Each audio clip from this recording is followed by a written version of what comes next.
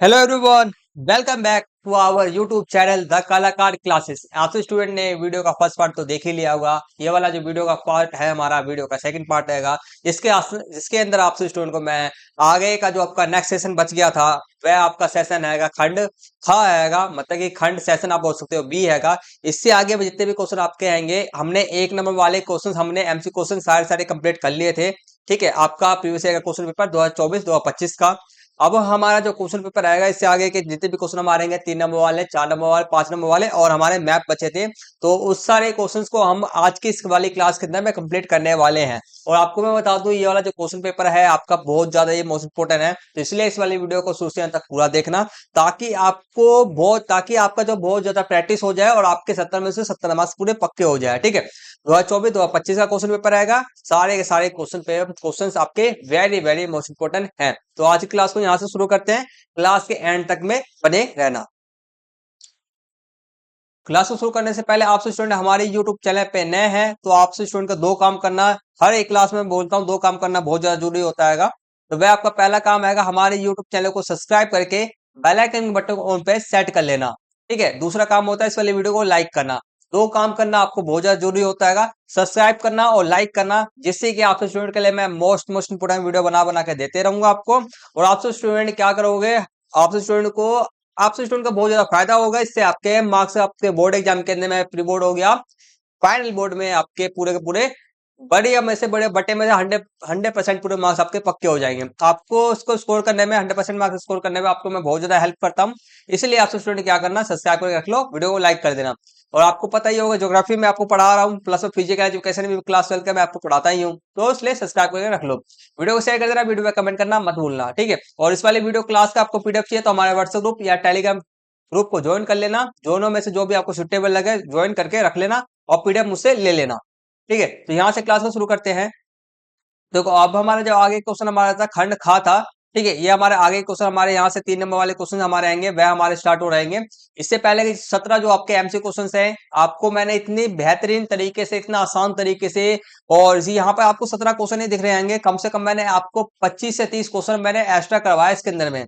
आपको सिर्फ और सिर्फ एमसी क्वेश्चन तो 17 ही आपके क्वेश्चन पेपर में होते हैं, प्लस में आपको मैंने 25 से 30 क्वेश्चन आपको मैंने कराए हैं, जो आपके very very most important question आपके आएंगे। तो इसीलिए वीडियो के फर्स्ट पार्ट को देखना मत भूलना। वीडियो का फर्स्ट पार्ट का लिंक आपको मैं इस वाले वीडियो के डिस्क्रिप्शन बॉक्स में दे दूंगा, जरूर देख लेना, वरना तो आपसे स्टूडेंट क्या करोगे, एमसी क्वेश्चन की तैयारी आपको नहीं हो पाएगा और 17 में से 17 मार्क्स आपके पक्के नहीं हो पाएंगे। तो यहां से शुरू करते हैं अपने क्लास को। तो खंड आपका खा आएगा, यहाँ से आपका 18-19 जो आपका क्वेश्चन आएगा स्रोत आधारित प्रश्न आपके हैं। ठीक है, स्रोत आधारित मतलब कि आपको पैराग्राफ दिया जाता है, उसमें से क्वेश्चन आपको पूछा जाता है। ठीक है, और आपको मैं बता दूं, जैसे कि मैं आपको 18वां क्वेश्चन आपका आएगा, आपको अनुच्छेद यहाँ पे देखो क्वेश्चन में दिया गया है, एक सेकंड रुकना। ठीक है, दिए गए अनुच्छेद को ध्यानपूर्वक पढ़िए। अनुच्छेद जो हमारे को दिया गया, पैराग्राफ जो हमारे को दिया गया, इसको हमें ध्यानपूर्वक पढ़ना है। और ठीक है, और उसके नीचे दिए गए प्रश्नों को उत्तर दीजिए। हमारे का अनुच्छेद को ध्यानपूर्वक पढ़ना है, फिर जाकर के हमारे जो क्वेश्चन दिया गया है उसको हमारे को आंसर देना है। मतलब कुल मिलाकर के आपको मैं बता दूं, जैसे कि एक पैराग्राफ रहेगा, उसको मैंने पढ़ के भी देखा तो कुछ कुछ आंसर से लगभग लगभग बोला जाए ना, कम से कम आंसर से इसके अंदर में जो पैराग्राफ के अंदर में ना कम मिल मिल तो जाते हैं, ऐसी बात नहीं, मिल जाते हैं। फिर भी ना कई सवाल ना ऐसा लगता है कि ना, नहीं यार इसमें आंसर ये वाला शायद है नहीं। ठीक है, मैं कहना मतलब यह है कि कभी कभार ना हमारे को ना इस पैराग्राफ को इसलिए दिया जाता है, कहना मतलब मेरा यह है कि पैराग्राफ इसलिए दिया जाता है ताकि हम ना इस वाले पैराग्राफ को पढ़ करके हम खुद ही से आंसर, क्वेश्चनों के आंसर खुद ही से दे सके, इसलिए दिया जाता है, थोड़ा सा अंडरस्टैंडिंग के लिए दिया जाता है पैराग्राफ। बाकी इसके क्वेश्चन पे पैराग्राफ रहेगा, इसको पढ़ लेंगे, देख लेंगे। ठीक है, इसको पढ़ना जरूरी नहीं, डायरेक्ट क्वेश्चन पे बढ़ते आएंगे, आप लोग पढ़ लेना एक बार। ठीक है, तो क्वेश्चन आपका 18.1 आपका 18.1 है। पहला, बस्ती का आकार। ठीक है, बस्तियां आकार में भिन्न होती है, टिप्पणी कीजिए। बस्तियां आकार में भिन्न क्यों होती है, हमारे को टिप्पणी करना है। देखो, आपको ये तीन तीन जो आपका क्वेश्चन है, इसका आंसर आप खुद भी दे सकते हो। ठीक है, या आप पैराग्राफ के अंदर में इसका आंसर ये लिखा गया है उससे भी दे सकते हो आप। ठीक है, तो मैंने अब बाकी मैंने खुद ही से आंसर लिख रखा है, तो पढ़ते हैं। पहला देखो, मैंने इसका आंसर लिख रखा है, वस्तु का आकार। ठीक है, वस्तु का देखो, वस्तु का आकार है, वस्तुओं का आकार छोटा, छोटे बस्ती से लेकर के, वस्तुओं का आकार छोटे बस्ती से लेकर के विशाल बड़ी बस्ती तक होता है। इसके पीछे कई सारे कारण आपके होते हैं, सुरक्षा, जल संसाधन, भू आकृति आदि, ये सब होता है आपका। ठीक है, तो उसके अंदर बस्तियों का जो आकार आपका होता है, हमारे को इस क्वेश्चन में पूछा जाता है बस्तियों का आकार भिन्न क्यों होता है। ठीक है, ठीक है। तो बस्तियों का आकार भिन्न क्यों होता है, तो हमारे बड़ा भी होता है छोटा भी होता है, क्योंकि कई सारे सुरक्षा के कारण एक साथ रहने लग जाते हैं लोग। जल संसाधन की कमी है तो इसलिए एक जगह पे रहने, भू आकृति की कमी है। ठीक है, जैसे कि हमारे जितने भी हिमालय प्रदेश होते हैं उसमें सभी के सभी हिमालय वाले जितने भी क्षेत्र रहेंगे, उत्तर की साइड में जितने भी क्षेत्र है आपके कहेंगे छोटे छोटे, सभी के सभी जितने भी आपके घर सब आपको दो दो इलाकों में देखने को मिलेंगे आपको, क्योंकि वहां पर भू आकृति क्या आएगा, समतल मैदान नहीं है इसलिए। तो पहला पहला कारण इसका ही है, मैंने खुद से बना करके लिखा है इसका आंसर। ठीक है, आप लोग भी खुद से कर सकते हो। बाकी क्वेश्चन में थोड़ा बहुत आपको ना क्वेश्चन बैग आपको ना पढ़ के ना थोड़ा समझने में दिक्कत होगी, तो इसलिए मैं आपको बोल रहा था। आगे क्वेश्चन पढ़ते हैं। नेक्स्ट क्वेश्चन आपका आएगा वस्तुओं के आकार के प्रकार, वस्तुओं के प्रकार। ठीक है, वस्तुओं के प्रकार के नाम लिखिए, इसमें दिया गया है वस्तुओं का आकार। बाकी फिर भी आपको पता ही होगा वस्तुओं का आकार क्या क्या होता है। ठीक है, तो आपने चैप्टर पर सेकंड बुक का, आपका सेकंड बुक का ही है चैप्टर होगा आपका। ठीक है, तो उसमें आपको चार प्रकार की बस्तियां आपने पढ़ा था। पहले आपको बस्ती का नाम क्या था, उचित बस्तियां, अर्धकुशती बस्तियां, पल्ली पल्ली बस्तियां और परिक्षिप्त बस्तियां। ये आपने चार प्रकार पढ़ा था, ये आपको याद भी होना जरूरी है, ये इंपॉर्टेंट चीज है। ठीक है, आगे करते हैं। नेक्स्ट क्वेश्चन जो आपका आएगा उसको करते हैं। नेक्स्ट क्वेश्चन आपका 18.3, व्यवसाय के आधार पर वस्तुओं के प्रकार में मुख्य अंतर क्या है। व्यवसाय के आधार पर, व्यवसाय मतलब कि आपका क्या है, व्यवसाय मतलब कामकाज के आधार पर वस्तुओं के प्रकार में मुख्य अंतर क्या है हमारे को बताना है। बहुत आसान, देखो। ठीक है, गांव में बस्तियों में अलग अलग उद्योग हो गया, गांव बस्तियों में उद्योग तृतीय क्रियाकलाप कम होता है। ठीक है, वस्तुओं के अंदर में, गांव बस्तियों के अंदर में उद्योग हो गया, फैक्ट्री सब हो गया। तृतीय क्रियाकलाप सेवा सेक्टर में क्या होता है, कम होता है। और नगरीय बस्तियों में यह अधिक होता है। ठीक है, नगरीय बस्तियों में यह, ठीक है, यहाँ पे यह अधिक होता है। ठीक है, तो उद्योग धंधे हो गया, तृतीय क्रियाकलाप हो गया, बहुत ज्यादा होता है। तो ये अंतर, छोटा सा अंतर है। एक एक नंबर वाले क्वेश्चन है, आप इस तरह से आंसर लिख सकते हो। ठीक है, तो ये मतलब इस तरह से था। नेक्स्ट देखते हैं हमारा। देखो 19 वाला क्वेश्चन है, दिए गए ठीक है, नीचे दिए गए तालिका का अध्ययन कीजिए और उसको, और उसके नीचे दिए गए प्रश्नों के उत्तर हमारे को लिखना है। ठीक है, देखो जैसे कि हमारे का तालिका दिया गया ये है कि भारत में दर्शकीय वृद्धि दर, ठीक है, दर्शकीय वृद्धि दर हमारा आएगा 1901 से 2011 तक। ये हमारा वृद्धि दर दिया गया, जनसंख्या का वृद्धि दर। ठीक है, 3 नंबर का क्वेश्चन हमारा ये भी है। चलो करते हैं इसके आंसर को, देखते हैं। देखो पहला जो हमारा क्वेश्चन है, इसको बड़ा कर दो ताकि आपको शायद सही से दिख ना रहा हो।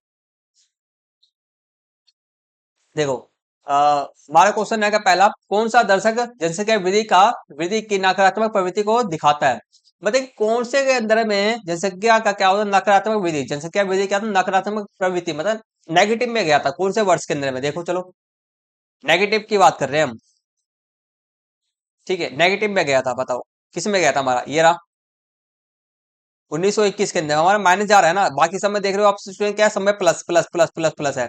नेगेटिव 1921 के अंदर हमारा नेगेटिव के अंदर जनसंख्या वृद्धि क्या था, नीचे गया था। ठीक है, आगे कहते हैं। नेक्स्ट क्वेश्चन हमारा है 1981 के पश्चात भारत की जनसंख्या वृद्धि दर कम होने के किन्हीं दो कारणों का उल्लेख करना है। जनसंख्या वृद्धि दर क्या हो गया, वह कम हो गया। जनसंख्या वृद्धि दर क्या होगा, मतलब जनसंख्या के अंदर में वृद्धि नहीं हो रहा है, जनसंख्या आगे बढ़ नहीं रही है, इसके पीछे कारण क्या है। इसके पीछे कई सारे कारण थे, जैसे कि आपको मैं बता देता हूँ। जैसे कि शिक्षा, परिवार नियोजन हो गया, मृत्यु दर में कमी। तो इसलिए क्या हुआ परिणाम, इसलिए जो हमारी जनसंख्या वृद्धि क्या हो गया, उच्च होने लग गया था। ठीक है,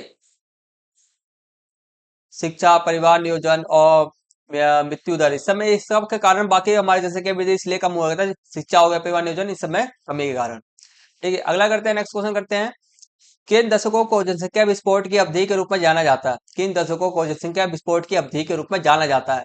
ठीक है, तो आपको ये पता होना जरूरी है कि जैसे कि आपने चैप्टर पढ़ा, चैप्टर सेकंड बुक का फर्स्ट चैप्टर आपने पढ़ा होगा, तो आपको पता ही होगा जनसंख्या वृद्धि कौन सी अवधि को कहा जाता है, 1951 से 81 तक। 1951, ठीक है, 1951 से 1981 की अवधि को हम जनसंख्या विस्फोट की अवधि कहते हैं।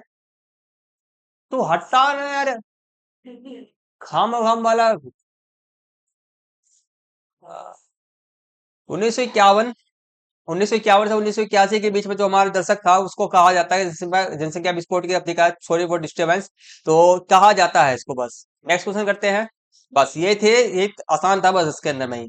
बाकी आपसे स्टूडेंट को थोड़ा सा मैं समझा देता हूँ। 1981 से 1991, ये रहा आपका, ये 1991, इक्यावन इक्यावन इक्यावन इक्यानवे नहीं, 51। और 1981 इसमें देखोगे आप जैसे क्या बढ़ती गई, ठीक है, 47, फिर 77, फिर 108, फिर 135, देखो कितना बड़ा बड़ा रेंज जाएगा। ठीक है, इसलिए 1951 से 1981 की अवधि को जनसंख्या विस्फोट की अवधि कहा जाता है। बाकी आपने क्वेश्चन चैप्टर पढ़ा भी हो तो आप इस सब का आंसर ना इसमें बिना डाटा को देखे हुए ना फिर भी लगभग दे सकते हो। नेक्स्ट क्वेश्चन करते हैं।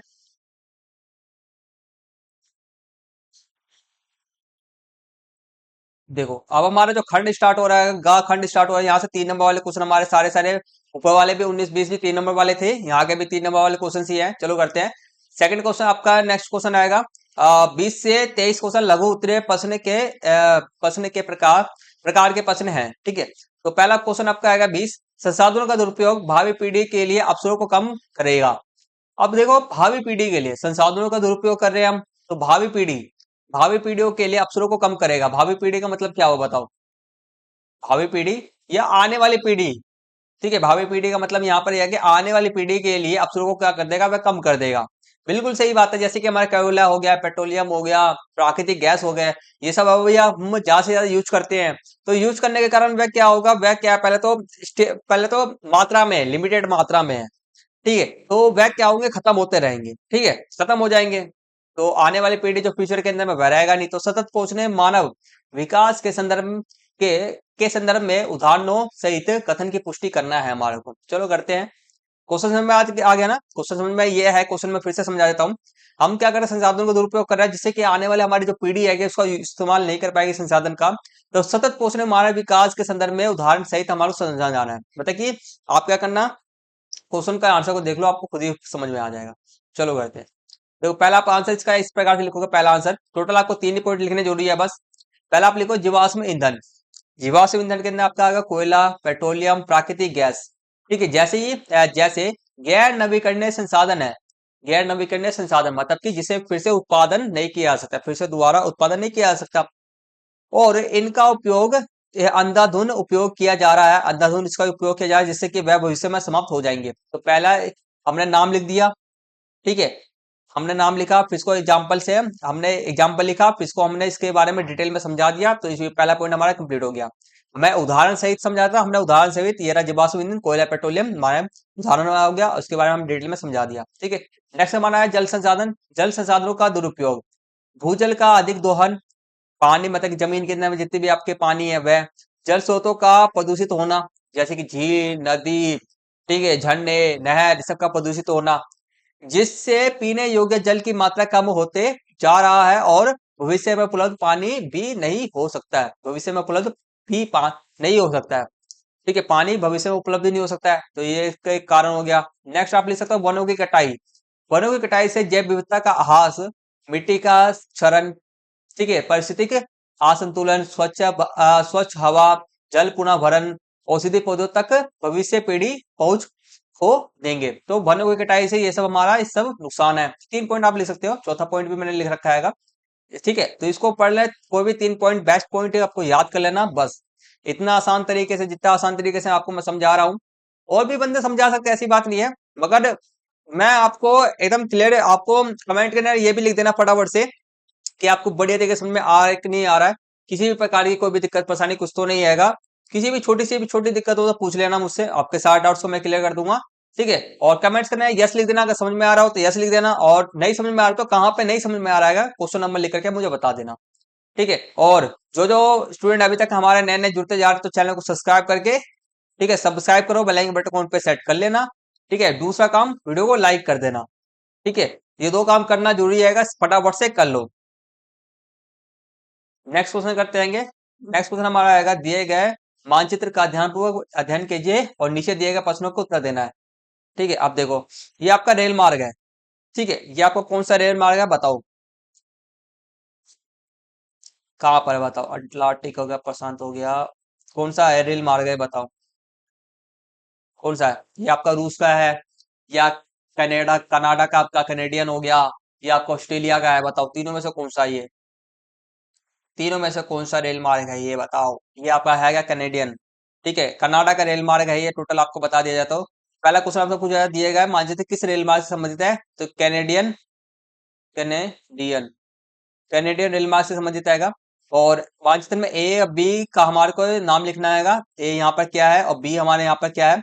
यहाँ पर तो सिडनी है, यहाँ पर तो सिडनी है, यहाँ वाला मुझे याद नहीं है। ठीक है, तो आपको देख सकते हो कि यहाँ से भी ऐसे भी क्वेश्चन आपके एग्जाम के अंदर पूछा जा सकता है।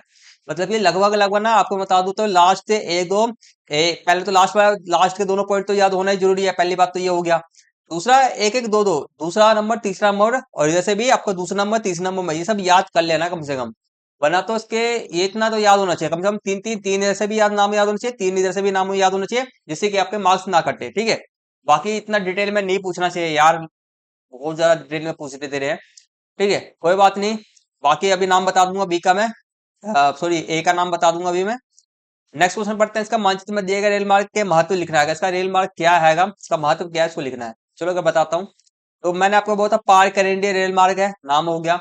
ए का नाम क्या है, कैलगरी। ए का नाम क्या है आपका, कैलगरी है। दूसरे का बी का नाम तो मैंने आपको बताया था सिडनी, सिडनी है।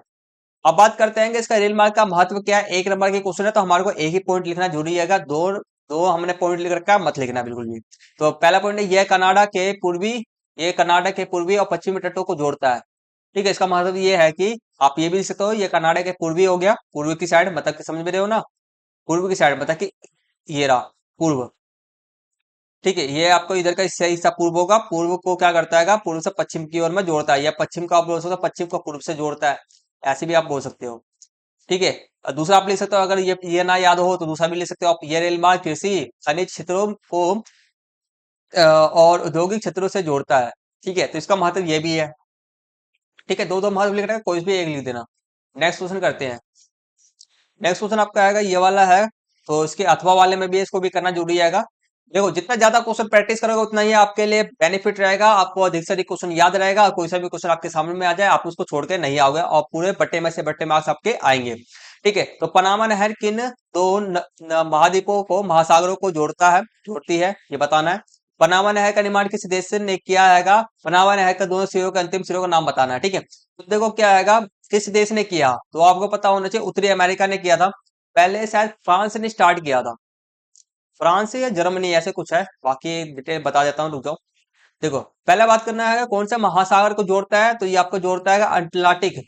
ये ये आपका जोड़ता है पूर्वी अटलांटिक महासागर को पश्चिम में प्रशांत महासागर से जोड़ता है। ठीक है, तो मतलब कि अटलांटिक महासागर को प्रशांत महासागर से जोड़ता है, बस इतना लिखना है, यहाँ से यहाँ तक पूरा लिखना। यह है पूर्वी अटलांटिक महासागर को पश्चिम में प्रशांत महासागर को जोड़ता है। ठीक है, पनामा नहर का, ठीक है, देश पनामा नहर कौन से देश के अंदर में है, वह आपका पनामा देश के अंदर में ही है। पनामा जो नहर कौन से देश के अंदर बनाया गया, पनामा देश के अंदर बनाया गया, पहली बात ये याद रखना।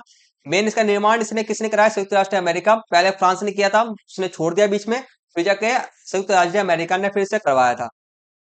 अब बात करते हैं कि हमारा पनामा नगर से, अब इसका कहां से कहां तक इसका विस्तार है, तीसरा क्वेश्चन हमसे वो पनामा नहर के दोनों सिरों का अंतिम बताना है। तो ये आपका हैगा पनामा नगर। ठीक है, ये आपका कोलोन से, ये उल्टा लिख रखा है मैंने, पहले कोलोन आएगा ऊपर में, ऊपर की साइड में सबसे ऊपर टॉप पे, कोलोन से पनामा नगर तक आपका विस्तार है इसका। ठीक है, पनामा नगर। ठीक है, कोलोन से पनामा नगर। ठीक है, तो ये चीज है, तो ये हो गया। आगे बात करते हैं नेक्स्ट क्वेश्चन की बात। 21 क्वेश्चन हमारे यहाँ तक कंप्लीट हो गए हैं। नेक्स्ट क्वेश्चन करते हैं।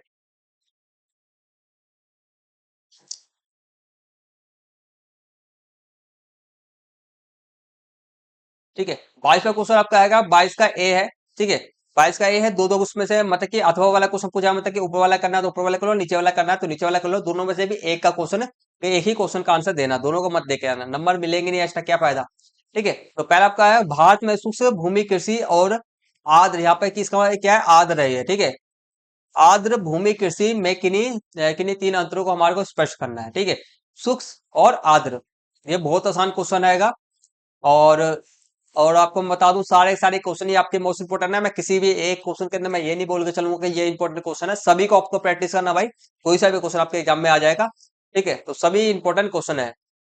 पहला आप पॉइंट लिखोगे सूक्ष्म भूमि, मैंने पहले कभी भी आपको दो, किसी भी दो चीज के अंदर में कभी भी अंतर करने के लिए आ जाए तो आपको इस प्रकार से अंतर करना, पहले एक टेबल बना देना, फिर क्या करें, तीन अंतर इधर लिख देना, तीन अंतर इधर लिख देना, बस।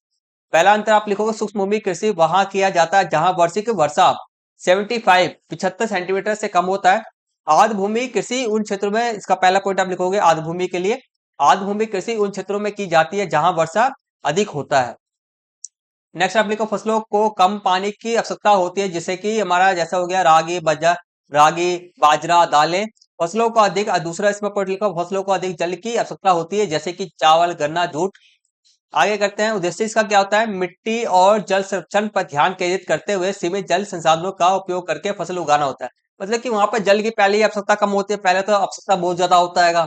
ठीक है, तो इसलिए मिट्टी जल संरक्षण, हमारे को जल भी बचाना हैगा, मिट्टी को भी देखना हैगा, पर ध्यान केंद्रित करते हुए सीमित जल संसाधन, सीमित मतलब कि कम मात्रा में है, का उपयोग करते हुए फसल को हमारे उगाना होता है। इसका उद्देश्य ये रहता है। इसका उद्देश्य आपका होता है अतिरिक्त जल, अधिक से अतिरिक्त मतलब कि और एक्स्ट्रा जल का उपयोग है, अतिरिक्त जल का प्रबंधन करना और अधिकतम फसल उगाना, मतलब कि जितना ज्यादा जल लगे कोई बात नहीं, जल लगाएंगे हम, जितना जल पानी चाहिए पानी लगाएंगे। ठीक है, फिर जाकर हम और उसका उद्देश्य ये भी होता है अधिकतम फसल उपजा, अधिक से अधिक फसल को उगाना है, जिसका उद्देश्य ये रहता है। ठीक है, तो यहां तक समझ में आ गया, आ रहा है कि नहीं आ रहा है, फटाफट से कमेंट्स में यस लिख देना। इसके अथवा वाले क्वेश्चन को करते हैं। देखो इसका अथवा वाला क्वेश्चन आपका है, भू संसाधनों का महत्व उन लोगों के लिए अधिक है, भू संसाधनों का जो महत्व उन लोगों के लिए अधिक है जिनकी आजीविका कृषि पर निर्भर है, स्पष्ट कीजिए। बिल्कुल सही बात है, जिनका जिनकी रोजी रोटी, जिनकी रोजी रोटी आपका कृषि से संबंधित रहेगा, वह कौन है, किसान लोग सब हैंगे। ठीक है, तो उनकी आजीविका पूरा है, पूरे के पूरे भू संसाधन पर, मृदा पे डिपेंड हैगा, तो निर्भर है, तो हमारे को स्पष्ट करना है कैसे। ठीक है, तो बिल्कुल सही बात है, किसानों के लिए जो मृदा आएगा वह क्या है, सोना है। ठीक है, उन्हीं के लिए वही पैसा आएगा, अगर मिट्टी सही रहेगी तभी वह पैसा फसलों को उगा पाएंगे और तभी पैसा कमा पाएंगे। तो हमारे को कई सारी लाइनें लिखना है, इसके पीछे कारण सब देना है। पहला पॉइंट आप लिख सकते हो, टोटल 3 पॉइंट आपको लिखना है।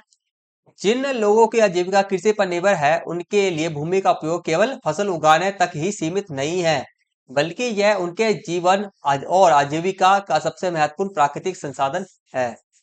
ठीक है, नेक्स्ट क्वेश्चन आपका आएगा, नेक्स्ट है आपका पॉइंट लिखोगे आप, भूमि का उपयोग पशुपालन के लिए भी किया जाता है, जो कृषि पर निर्भर लोगों की आय का एक महत्वपूर्ण प्राकृतिक संसाधन है। ठीक है, तो कृषि का प्रयोग पशुपालन के लिए भी किया जाता है, जो कृषि पर निर्भर लोगों की आय, अब के पशुपालन को लोग करोगे, ठीक है, पशुपालन आप करते हो तो कृषि पे, तो उससे भी पैसे आपको मिलेगा, ये चीज हो गया। नेक्स्ट पॉइंट आप लिख सकते हो, कृषि के लिए भूमि का एक आधारभूत संसाधन है, किसी के लिए भूमि क्या है, कि आधारभूत संसाधन है, सबको पता है। अब फसलों को उगाने के लिए भूमि की आवश्यकता होती है, अब फसलों को हम भूमि बिना उगा ही नहीं सकते हैं। और ठीक है, टोटल 3 पॉइंट लिखने का, मैंने 4 लिखे, कोई भी 3 बेस्ट पॉइंट आपको याद कर लेना, तीन तीन बेस्ट पॉइंट याद कर लेना। ठीक है, और चौथा पॉइंट आपका, भूमि की उर्वरता, मिट्टी का प्रकार, जल की उपलब्धता सीधे तौर पर कृषि उत्पादन को प्रभावित करती है। तो ये सब आपका पॉइंट है। ठीक है, नेक्स्ट क्वेश्चन करते हैं। नेक्स्ट क्वेश्चन आपका आएगा 23 आएगा। मम्मी, ठीक है, नेक्स्ट क्वेश्चन आपके सामने में है, फोन बाहर ही रख लो, आप पापा का फोन आ रहा है। नेक्स्ट क्वेश्चन आपका 23 आएगा।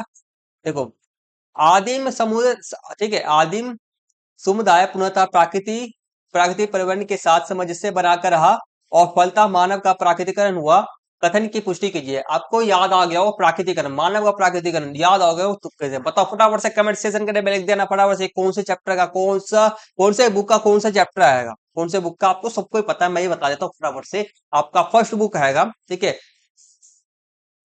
मैं अभी बात नहीं करूँ, बाद में बात करूंगा मैं। ठीक है, ये आपका फर्स्ट बुक का आएगा, फर्स्ट बुक का पहला चैप्टर आएगा। ठीक है, तो ये उसी का चैप्टर फर्स्ट बुक का, जिसका नाम क्या है, मानव भूगोल के मूल सिद्धांत का, उसका पहला चैप्टर आएगा प्रकृति और क्या आएगा, प्रकृति और विशेष क्षेत्र आपका आएगा, तो इसका पहला ही आया। ठीक है, तो सबको पता होगा, जो पहले कहाँ से शुरुआत होता है, प्राकृति का, ठीक है, मानव का प्राकृतिकरण से शुरुआत हुआ था, सबको पता है। ठीक है, फिर जाकर के क्या हुआ, फिर जाकर आपका प्राकृति का ही मानव, ठीक है, फिर जाकर के मानव का प्राकृतिकरण हुआ, फिर उन्होंने लोगों ने क्या, फिर मानव ने क्या करा, प्राकृतिक का ही मानवकरण कर दिया।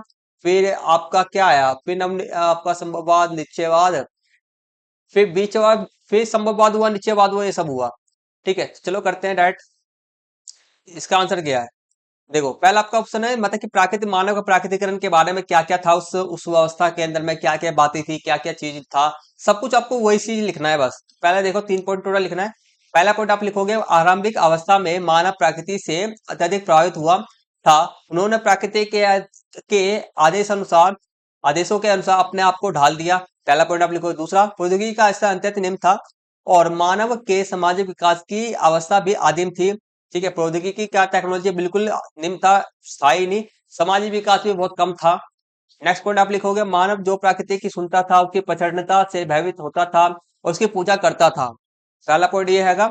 तीसरा पॉइंट ये लिख सकते हो। चौथा पॉइंट आप लिख सकते हो, वह प्रकृति के नियमों के अनुसार जीते थे और उसी के अनुसार अपनी गतिविधि को संचालित करते थे। ये टोटल इसका 4 पॉइंट है। कोई भी 3 पॉइंट लिख देना आप। ठीक है, पूरे बट्टे में से 3 मार्क्स मिलेंगे। मतलब क्या करना था, सेम ही बताना था, बस उसके बारे में ही बताना था। ठीक है। ठीक है, अब अगला हमारा नेक्स्ट क्वेश्चन करते हैं। अब हमारा जो खंड स्टार्ट हो रहा है वह खंड हमारा स्टार्ट हो रहा है, नेक्स्ट खंड हमारा खंड घा स्टार्ट हो रहा है। ठीक है, अब यहाँ से हमारे जितने भी क्वेश्चन हमारे 5 नंबर वाले हमारे सारे सारे क्वेश्चन है, कंप्लीट करते हैं। इसके आगे क्वेश्चन क्वेश्चन नंबर हमारा 24 रहेगा। 24 से 28 क्वेश्चन आएंगे टोटल हमारे। 24 क्वेश्चन आएगा, जनसंख्या घनत्व को परिभाषित कीजिए। विश्व में जनसंख्या घनत्व को प्रभावित करने वाले किन्हीं 4 भौगोलिक कारकों की व्याख्या कीजिए। अब आपको मैं एक चीज थोड़ा सा हिंट देना चाहता हूँ, थोड़ा सा ना, मतलब कि इससे इससे रिलेटेड में ना एक और क्वेश्चन आपका बन सकता है। ठीक है, इससे रिलेटेड में एक और क्वेश्चन आपका बन सकता है और उसका आंसर भी आपका सेम ही लिखना है। समझे कुछ? जैसे कि आपने यहाँ पर क्या लिखा है, जनसंख्या वितरण, जैसे सॉरी जनसंख्या घनत्व, तो आप लिखे यहाँ पर क्या हो सकता है आपका, जनसंख्या वितरण। ठीक है, क्या होगा, जनसंख्या वितरण भी आ जाए। मतलब कि जनसंख्या घनत्व, ये जनसंख्या वितरण का आपको ना बस परिभाषा क्या करना, थोड़ा सा चेंज कर देना है।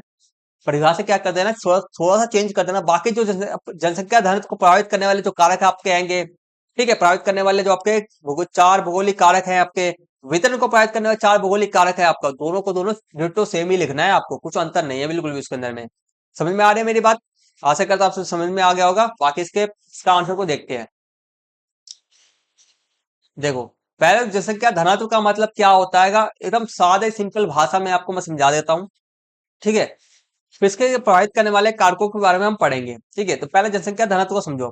प्रति वर्ग किलोमीटर क्षेत्र में रहने वाले व्यक्तियों की संख्या को जनसंख्या घनत्व कहते हैं। बस इतना आंसर है। ठीक है, अब देखो, अब और ये क्या करता है, इसका कार्य क्या है, यह किसी क्षेत्र में जनसंख्या के वितरण को समझने में मदद करता है। मतलब कि वह किससे जुड़ा हुआ, जनसंख्या के वितरण से जुड़ा हुआ है। इसलिए मैं आपको बोल रहा था, यह जनसंख्या का वितरण हुआ, बस परिभाषा थोड़ा सा चेंज कर, जनसंख्या जनसंख्या घनत्व का परिभाषा चेंज कर देना। ठीक है। ठीक है, इसका चेंज मतलब कि जनसंख्या घनत्व का आपको क्या करना है, इसका वितरण का परिभाषा लिख देना। बाकी जो प्रभावित करने वाले कारक है वह सेम ही है। ठीक है, तो ये किसी क्षेत्र में जनसंख्या के वितरण को समझने में मदद करता है। ठीक है, और जनसंख्या घनत्व का आपका फॉर्मूला क्या होता है, जनसंख्या बट्टे में क्षेत्रफल होता है। आपको ये वाली लाइन और ये वाली लाइन से आंसर के अंदर में, इस क्वेश्चन के आंसर के अंदर में नहीं लिखना है बिल्कुल भी। ये थोड़ा सा एक्स्ट्रा पॉइंट मैंने लिख दिया है। अगर आपके 1 नंबर क्वेश्चन के अंदर मैंने ये फॉर्मूला इसलिए मैंने लिखा है ताकि आपके 1 नंबर वाले क्वेश्चन के अंदर में आ जाए। ठीक है, जनसंख्या आपसे पूछ दिया जाए, जनसंख्या जैसे कि आपको जनसंख्या इतना दे दिया, जनसंख्या 1 लाख है, क्षेत्र आपका मतलब कि मान चलो 1000 किलोमीटर है, तो बताओ जनसंख्या घनत्व क्या है। तो इसके हिसाब से मैंने आपको बता दिया है, इसका फॉर्मूला ये होता है, इसको याद कर लेना। ठीक है, आप समझो जनसंख्या घनत्व का मतलब क्या, प्रति किलोमीटर प्रति वर्ग किलोमीटर क्षेत्रफल में रहने वाले व्यक्तियों की संख्या को। अब इसका प्रति वर्ग किलोमीटर, बच्चे यहाँ पर बहुत ज्यादा कंफ्यूज होता है, प्रति वर्ग किलोमीटर ये चीज है क्या। अब मैं आपको बोलता हूँ प्रति वर्ग हटा दो, इतना हटा दो बस अभी के लिए। ठीक है, किलोमीटर समझते हो ना, 1 किलोमीटर, 2 किलोमीटर, 3 किलोमीटर, 4, 5, 6, इतना तो समझते हो आपसे स्टूडेंट। ठीक है, अब प्रति वर्ग का मतलब क्या होता है, प्रति भी हटा दो, वर्ग का मतलब समझते हो ना, इंग्लिश में क्या बोलते हैं, स्क्वायर बोलते हैं। जैसे कि मैंने बोला, 1 का स्क्वायर क्या होता है, 1 ही होता है। 2 का स्क्वायर क्या होता है आपका, 4 होता है। 3 का स्क्वायर क्या होता है, 6। 3 का स्क्वायर 9 होता है। इतना समझ में आ गया ना? ठीक है, अब मैंने बोला 1 है, अब मैंने क्या बोला, 1 किलोमीटर है। 1 किलोमीटर का वर्ग करोगे वह क्या होगा, 1 किलोमीटर का 1 का स्क्वायर करोगे तो एक, इसका मतलब क्या होता है, 1 गुना 1 होता है। तो आपका आंसर क्या आएगा, 1 ही आएगा। मतलब क्या है, मतलब क्या, 1 किलोमीटर के अंदर में इतना लाइन का कहना मतलब क्या है, इतना कहने लाइन का मतलब 1 किलोमीटर के अंदर में क्षेत्र में रहने वाले व्यक्तियों की संख्या को हम क्या है, जनसंख्या घनत्व कहते हैं। समझ में आ गया? समझ में आ रहा, थोड़ा थोड़ा फिर से समझो। एग्जाम्पल मैंने ले, 2 किलोमीटर है, 2 किलोमीटर का अब यहाँ पे क्या बोला जा रहा है, वर्ग करना है, तो वर्ग करते हैं, 2 का वर्ग करते हैं, 2 गुने 2 कितना हो गया, 4 हो गया। तो 4 को जब हम क्या करेंगे, 4 हमारा हो गया, मतलब कि 4 किलोमीटर के अंदर में जितने भी आपके रहने वाले व्यक्तियों की संख्या को हम क्या करेंगे, जनसंख्या घनत्व कहेंगे। ठीक है, आप ऐसा नहीं लिखोगे 4 किलोमीटर की क्षेत्रफल में रहने वाले व्यक्तियों की संख्या को हम क्या कहेंगे, जनसंख्या घनत्व कहेंगे, ऐसा नहीं लिखोगे परिभाषा। आप ऐसे लिखोगे, प्रति वर्ग किलोमीटर क्षेत्र में रहने वाले व्यक्तियों की संख्या को जनसंख्या घनत्व कहते हैं। अगर आपसे पूछ दिया जाए प्रति वर्ग किलोमीटर का मतलब क्या है, कोई भी आपसे पूछे, तो आपको इस तरह से आपको समझा देना है। तो आशा करता हूँ परिभाषा समझ में आ गया होगा आपको। अब इसको प्रभावित करने वाले जितने भी कारक है उसके बारे में हम पढ़ते हैं। ठीक है, 5 नंबर का क्वेश्चन है हमारा हैगा, 1 नंबर का हमारा परिभाषा हो गया, फिर इसके अलावा हमारे को 4 पॉइंट हमारे को लिखने हैं। ठीक है, तभी हमारे को 5 नंबर हमारे पूरे पूरे कंप्लीट हमारे को मिलेंगे। चलो करते हैं। देखो, और जनसंख्या वितरण का भी बार बार मैं आपको बोल रहा हूँ, जनसंख्या वितरण का भी यही कारण लिख देना बस। ठीक है, जनसंख्या वितरण का भी यही आंसर याद कर लो, जनसंख्या घनत्व का भी यही आंसर याद कर लो बस। ठीक है, दोनों का ही आपको अगर ये क्वेश्चन आ जाए, ये वो क्वेश्चन आपके आ जाए, दोनों में ही आपके 5 भाग पक्के हो जाएंगे। ठीक है, चलो करते हैं। पहला आप आंसर लिखोगे भू आकृति। ठीक है, देखो, लोग समतल मैदानों और कम ढलानों पर रहना पसंद करते हैं क्योंकि यह कृषि, उद्योग, परिवहन के विकास के लिए अनुकूल होता है। पहला ये कारण है। जनसंख्या घनत्व क्या आएगा, किसी जगह पे ज्यादा मिलता है, किसी जगह पे ज्यादा लोग रहते हैं, जैसे कि हमारा हो गया उत्तर प्रदेश हो गया, बिहार हो गया, वहां पे ज्यादा लोग मिलते हैं। क्यों? क्योंकि समतल मैदान है वहां पर। ठीक है, उद्योग धंधे हो गया, कृषि उद्योग हो गया, परिवहन के लिए वह बहुत अच्छा है। अब मैं आपको बोलूं, आपका हिमाचल प्रदेश हो गया, आपका उत्तराखंड हो गया, इन सब में लोग ज्यादा क्यों नहीं रहते हैं? क्योंकि वहां पर पहाड़ी इलाके हैं ना, समतल मैदान नहीं है वहां पर, ना तो फैक्ट्रियां हैं, ना ही परिवहन की सुविधा है अच्छी तरह से, ना ही कृषि ज्यादा किया जा सकता है, तो इसलिए वहां पर लोग रहते ही नहीं है। ठीक है, तो पहला कारण इसका ये हो गया। सेकंड आप लिखो जलवायु।